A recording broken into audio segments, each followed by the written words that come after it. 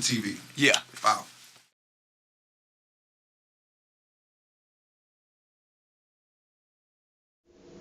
When I started Win-Win, I was trying to accomplish a winning attitude and a different opinion of hip-hop artists, a different opinion of the music, a different opinion of the culture.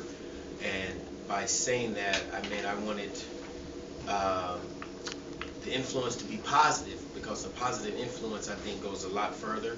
Like I always tell all my artists, you can be hard, but you don't have to offend. So, you know, the win-win attitude is a whole thing about your attitude, your music, the way you live your daily life.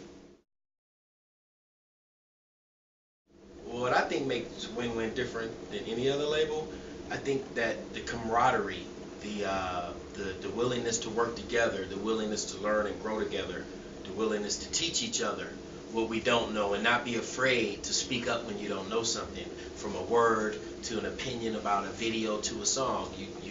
You grow together, you live together, and the company gets stronger that way. You know, I think early hip hop influenced me from living, a pride, an intelligence, a street knowledge, and I take this from krs-one, a street knowledge that coexists with wherever you go in the world. The ability to talk and move and shake and be able to be forthright with what you're trying to express to people. And I think that's what I took from hip hop. And like some of my influences, like even before hip hop, like you had Brass Construction, Fatback, all them cats, like my Uncle Tony. Y'all know Uncle Tony. But I used to steal all his records and mix them and break them and scratch them and make scratch pads. So that kind of, all that influence of music being around me, from being a DJ to now becoming a producer and a lyricist and a writer and a performer and a TV star and all that stuff that y'all gonna give me, that's what I think it is right there. Well, I started DJing first.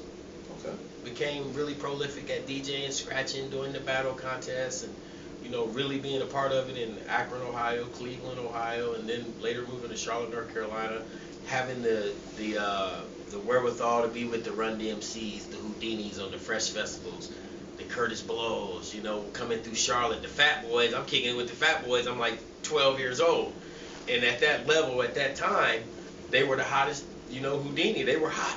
So to be in that vein of artistry at such a young age, I think that had the biggest influence on me. Well, I will say this. I love a lot of records that's out there, but the one problem I have with most music that I hear, which is different from Win-Win music, we're doing real music.